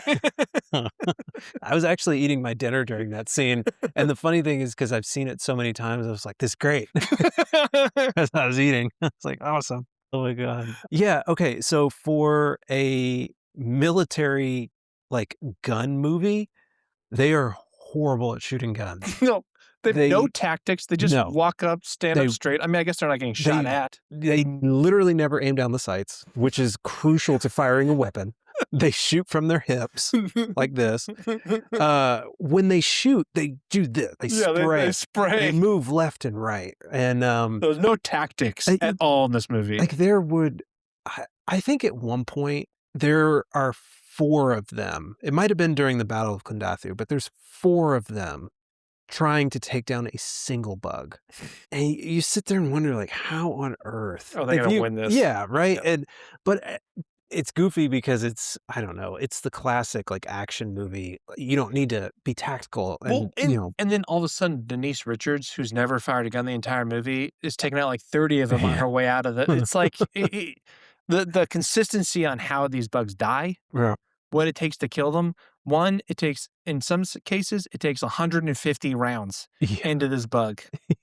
In other cases, it's like one shot to the knee. Yeah. You know, it's like it's not consistent through the whole movie. That's one of my nitpicks is just the way you kill the bugs, but also the tactics that This is they implement. This was a separate nitpick, but it ties into this. So Carl's propaganda scene Mhm. shows how to bring down a bug strategically. Yeah. So if you notice, The brainstem and all that stuff. yeah, if you notice now, I am not an expert in this society and their weaponry, but the majority of them use like their long rifle, right? It's a Yeah. long assault rifle and it has a shotgun built into it. In that scene that Carl does, he uses a shorter version, which one might assume would be like a submachine gun version of it, which have a less powerful round. Uh, Carmen also uses the same weapon Okay. at the end. It's a shorter gun. We can make assumptions that it's not as powerful, but regardless, Carl strategically says, shoot off its legs so you immobilize it and then shoot the brainstem. He takes it out like that in that scene. Clearly, that direction did not get passed down because none of them are able to replicate that. It takes 4 of them to bring down a single bug, and they're just doing this. Yeah, they're just spraying, At the waving. outpost battle on, Planet P, Diz runs out of ammo, and Rico tosses her a clip and says, "Make it count." I laughed. "What do you mean make it count? That's a joke. She's not gonna kill a bug with a single magazine." To that point, that was one of my comments too. I'm like, they are spraying away here, right? They're just like, there's no economy of bullets being used. Like it's all just they're just spraying away. I'm like, how much ammo is in these? Because they're physical bullets. I'm like, Yeah. these things are th- that big old head of the gun must just be full of ammo Yeah. because they're firing so many It rounds. just doesn't And stop. finally, when Diz like, I'm out, I'm like, really? I didn't know these guns were. Yeah. But, you said it too. So, their tactics and how they move and how they operate is also terrible, Yeah, equally as bad. I think during boot camp, Breckenridge gets killed, the dude that gets shot in the yeah, head. yeah. He doesn't get shot in the head Dumb because of farmer. Yeah. bad tactics. Like, he does at one point, I think he runs in front of either Diz or Yeah. somebody, and they're like, "Clear my line of fire," and he's like, "I can't see." But then Well, get down then. when they're on Klendathu, You're gonna blow the score. I forget the dude's name, the Hispanic man, he runs in front of people and they're like, "What are you doing?" And he's just like, "Come on, you want some? Here's some." Yeah, Like and he shoots. No, he shoots at like one of them, doesn't kill it, moves on to the next one, then goes back to him like, well, "What are you doing, Yeah. dude?" There is no rhyme or reason. They just run around. It clearly Shishumi. Yeah, it's just funny because it feels like the director, Paul, was just like, "You know what? Just take this and just go run. Go have fun, No, and I'm there's gonna like film no it." consultant on. There's no choreography. They're just like actors go from spot A to spot B and start shooting. There's no tactics. It's definitely like the weakest. I think one of the weaker parts of this movie, and honestly, it kinda makes it what makes it cheesy and fun Yeah. is it just looks so stupid. Yeah, exactly. 'Cause it's yeah, they were not Oh, consulting a military tactics expert. You watch it's Saving Private Ryan, comes yeah, out, like, a few years before this movie, and that movie looks incredible yeah, and harrowing in the battle scenes, and they're just, like, flopping around, goofing around, running straight up, and then they get eaten by bugs, split in yeah. half, but It's just funny because I feel like that imagery of, like, shooting a automatic weapon from the hip without aiming, it seems very 80s and 90s action movie, yeah. like, over the top. Where nowadays, we have movies like John Wick, where he's doing everything like tactical reloads, and he's checking the chamber for rounds and all this shit, right? And so, like, we kind of subconsciously know, like, "Oh, yeah, the right way to do this is, like, you gotta aim down sights, you gotta check your corners," right? But Yeah. back then, they were just running in and spraying Oh, and yeah, like moving left to Schwarzenegger right. movies, Sylvester Stallone movies, yeah, they're just going in there, 2 guns at the hips, Yeah. like, shooting at 45 degrees away from them. It's yeah. I will say, probably John Wick might have even conditioned us to, like, think that's what real tactics look like Mm. when it's just more looks cool, but, I Yeah, mean yeah, it's like but yeah. gun fu, as they say. Yeah, yeah. Mm. You named the bug that shoots the big blue poop rockets. Oh, the Yeah, battery bugs. Yeah. okay. Does the ships get hit by those things? They're 1, way up there. fly further into orbit. These things are coming from a planet. Yeah, They're not that many of them. yeah. You telling me you cannot, I don't know, get out of range? The further you are away, the more spread out those are gonna get Yeah. if they don't, fall back to the planet at some point. Eh I'm like, the fact that their whole I'm like, "You guys are some inept people," they because also they leadership and tacticians, yeah, because there's no way that that should be even a threat to you. yeah. They all Like they die pretty quickly too. I mean, Johnny and his squad, they take down 2 of them as soon as they land yeah, with, yeah. like, those warheads, and they have tons of those warheads. They use them Yeah, the throughout fact the that they only use planes one time in this movie yeah, to take out bugs, and the fact that they're just not the fact that they even have a mobile infantry makes no sense. yeah. Like, why does it matter? These things are on a planet. They You can't fly, they can only hurl their spore into space. mm, Just nuke them from above. mhm. That's all you have to do. This would be the Yeah, easiest enemy to take out. yeah. I completely agree. But then you wouldn't have a movie. Well, or it's like they've been so conditioned to not think for themselves Mm, that, again, I almost think the Sky Marshal and the military leadership and the Carls of the world want this war to happen. It's a way to control the people mm, and to not have them focus on their limited freedoms. They literally have to be in the military to have maybe not economic freedom, mhm. but to have like a say in your electoral system and in your society Yeah. and to be a citizen. So I think they might not want the war to end. They might be like, "Yeah, we'll go throw them down on the ground and do hand-to-hand combat with a race that can't get to space Yeah. except for some blue poop." Yeah. I mean, like, fighting an environment where they're clearly at a disadvantage. Yeah. There's more bugs than them. Yeah, they're completely agree. It's again, I don't know if Paul Van Hoven, excuse me, or the original writer Robert A. Heinlein, or however you say his last name, but I don't know if they were commenting on that, Mhm. if it was intentional, because yeah, completely falls apart if Yeah. you're. But at the same time, again, I don't know. I'm totally I'm not a big conspiracy theory guy in real life, but I think there could be some conspiracies going on here in this world for sure. Yeah, absolutely. Yeah. I believe it. I only have one more because we've touched on so much. We've touched on, like, how they're 30, but they're high schoolers, Mhm. just, like, all the but no, my last one, it ties into the battery bugs. During the Klendathu invasion, where Carmen and, like, the spaceships are Yep. getting blown up, how are Carmen and Xander alive? They got hit.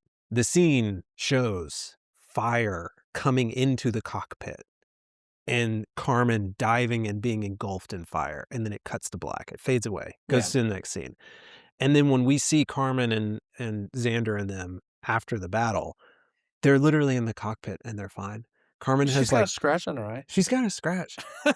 But, like, they got hit, direct impact, where there was fire coming in, but the glass is fine, the whole cockpit is fine, everybody's fine, Yeah. but they're I don't know, Maybe it was it's just a little flame that just happened to go in front of the camera. it could have been. It felt like a huge continuity error or something, Sure, but, sure. yeah, I mean, because when you watch that, you're like, "Oh, shit, Carmen just died," and then they come back and they're like, "Well, that was close," or whatever. I Yeah. mean, like The whole it's like it's it's just so goofy, but yeah. That's what I had at the end too, when Carmen gets when Xander and her in the escape pod crash land on P and Xander gets his brain sucked out, and then Carmen has a bug arm right through her shoulder, like Yeah. the size of a baseball bat. Yeah, and it picks her up. Whole and it picks her up, Yeah. sloughs her off, and then she just runs out holding guns and is then giving high fives to Carl at the end of the movie. I'm like, "Girl, there's a baseball bat through your shoulder." Like Your boyfriend just had his brain sucked out, and you're she's like like, "Oh, Zim got the brain bug. Yay!" it's like, "Oh, let's promise that we meet back here, the 3 of us again.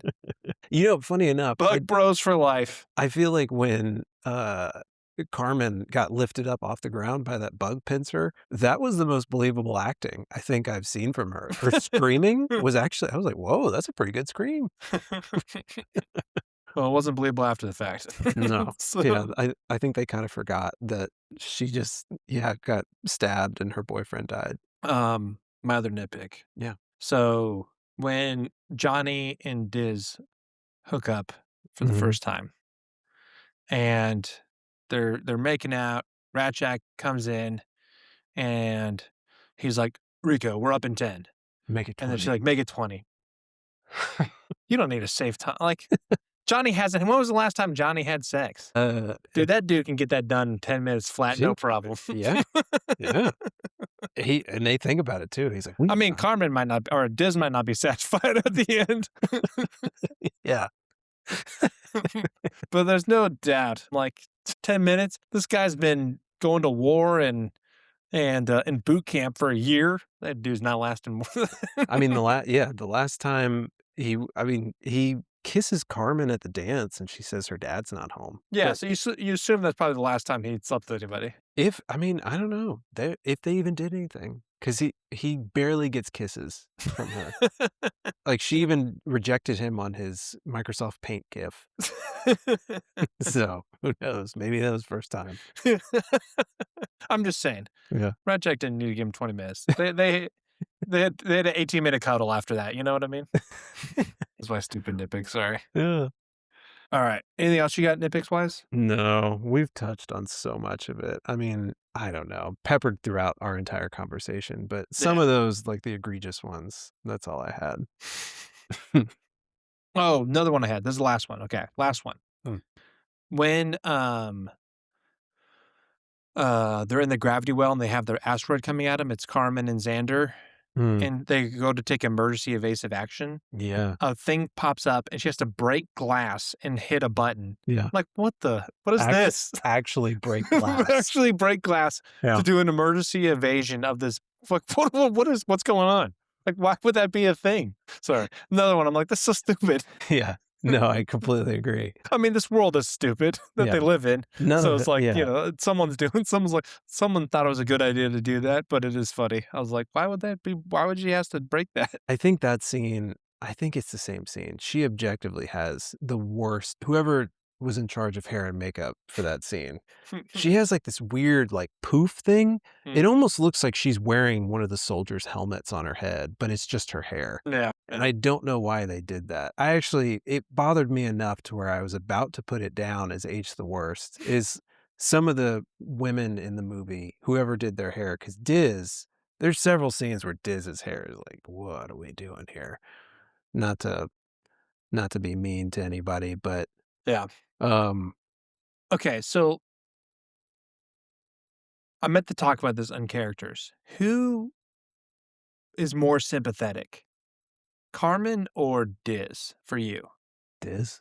Diz? For me, because Carmen uh, I don't know. Because, like, Carmen is doing nothing wrong other than just being I mean, she's being aggressively pursued by Johnny, and she's pretty yeah, honest with him. and she's also pretty practical Yeah. because she breaks up with him when she says that, like, "I'm gonna go career." So, like, there's not really any point in She's not us. really leading him on. I think she is Yeah, genuinely interested in him. yeah, Just she just knows that this isn't the one for her. yeah. And, Johnny's just loves sick. I think I have more sympathy for Diz because, yeah, Carmen does nothing wrong, but I think we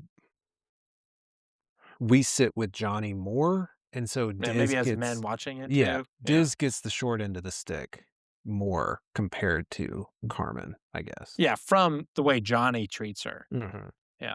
See, so my wife had a completely different read on that.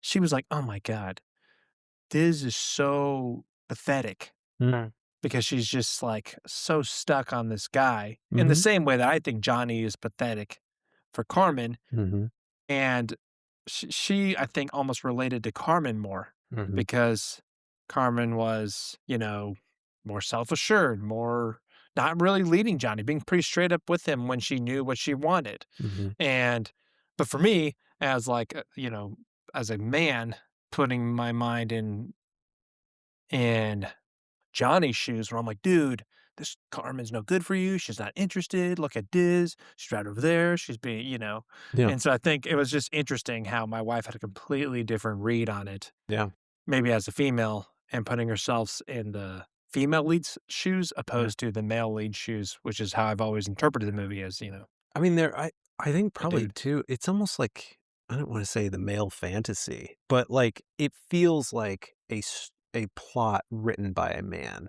No, because 100%. right, This is because male fantasy. Yeah. yeah, Johnny has he has Carmen, but he also has Diz, like, swooning over him, on the back burner. Both of these women are very objectively pretty, but, like, I don't know. Johnny can kind of, like, have his pick for at least until Carmen dumps him, but it kind of feels like a man wrote this and it's not really from a woman's perspective. No, Because I agree. yeah, I agree. What would cause Diz to be so crazy about Johnny that she would join the military, put her life in Well, danger? because doesn't she say she's going to like Princeton or something? Yeah. I mean, like, she shows up unexpectedly and he questions her, he's like, "You saying you didn't come here because of me?" She's going on a football scholarship or whatever that "Oh, game yeah, yeah, was. yeah." She's going on a She's going on scholarship to yeah. university. Which also, by the way, side note, the co-ed football, like, that's just funny. It's funny, I never noticed it growing up at all, and then maybe now because we're living such a fucking terrible time,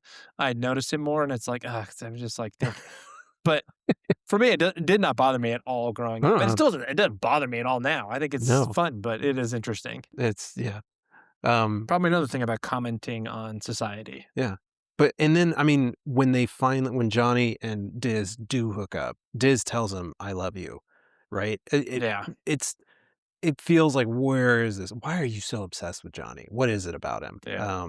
But I can see why, from a female's perspective, that you would think that Carmen, because she did nothing wrong. I mean, If anything, she's like the guy Johnny's pathetic. mhm. Yeah. She has this loser who wants to keep dating her, and she's like, "No, man, I'm out."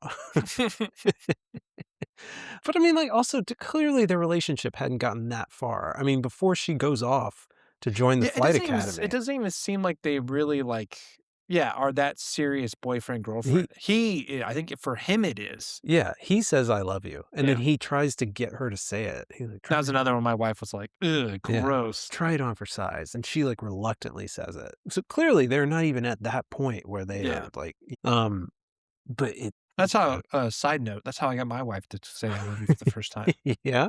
Try it on for size? Did you steal that line from Rico? I did, and then she still doesn't say it that often. It's but, I know she does, so, Interesting take, Carly.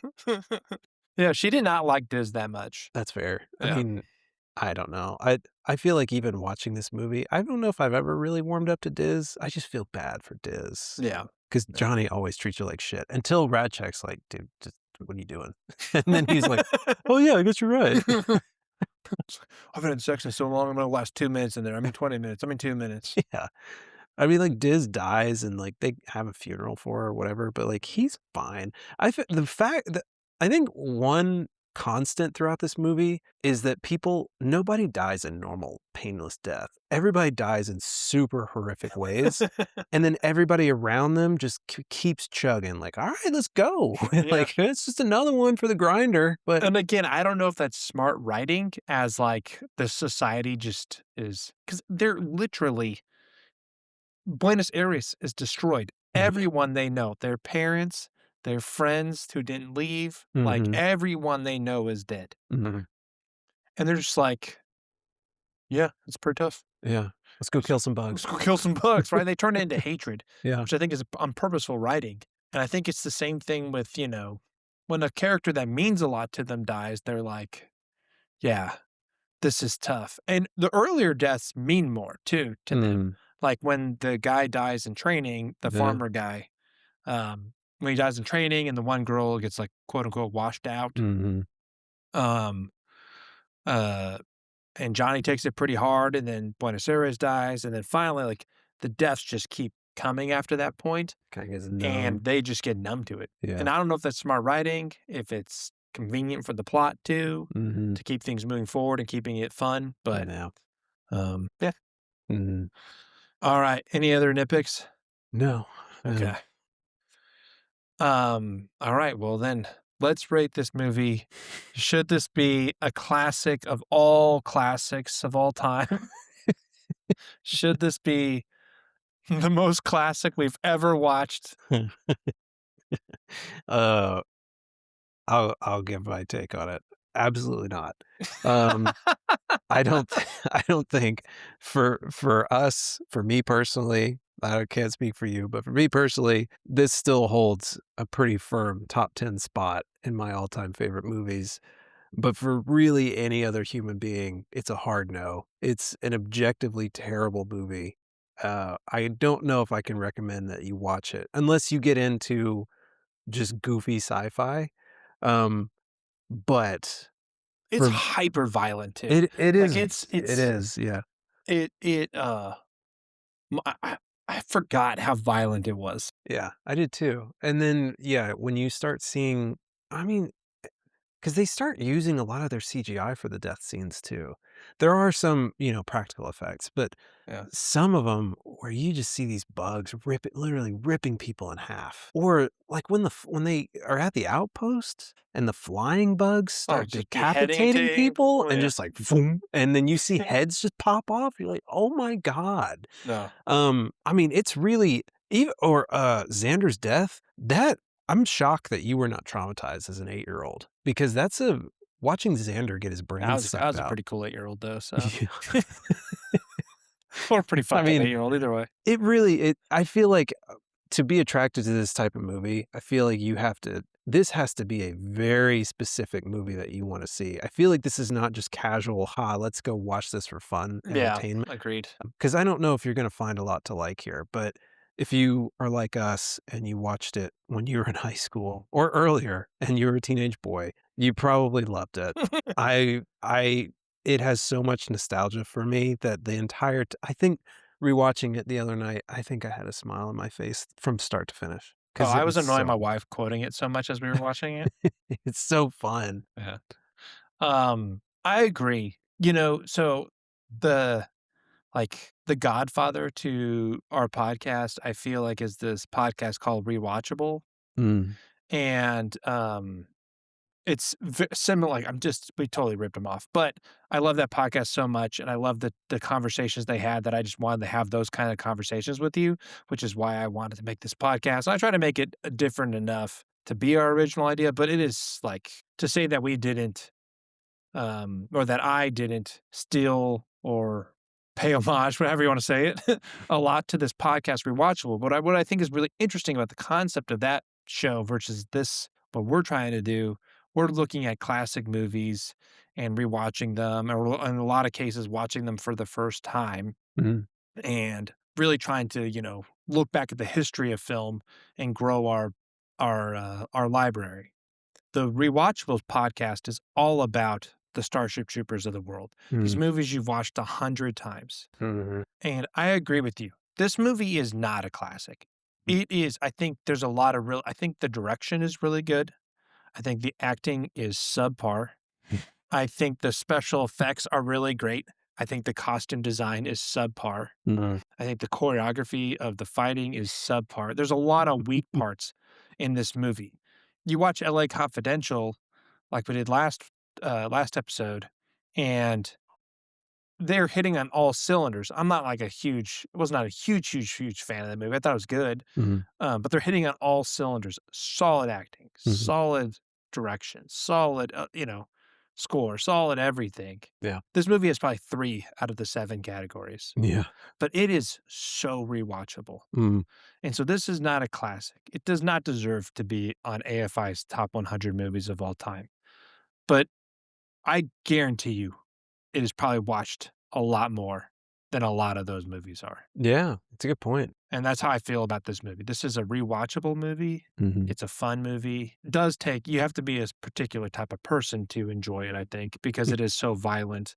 But it's a great movie for a 16-year-old boy. Yeah. So if you have teenage boys. No, no, do not show this movie to your 16-year-old boy. It was I'm speaking from experience as a 16-year-old boy. This movie is not appropriate. I will not be showing this. Yeah, I was gonna say, Can I show my son this? if I had a son, and if your son wants to come watch Starship Troopers with Uncle Justin, he can come on over. We'll bust out the 2002 special edition DVD. Yeah, Yeah.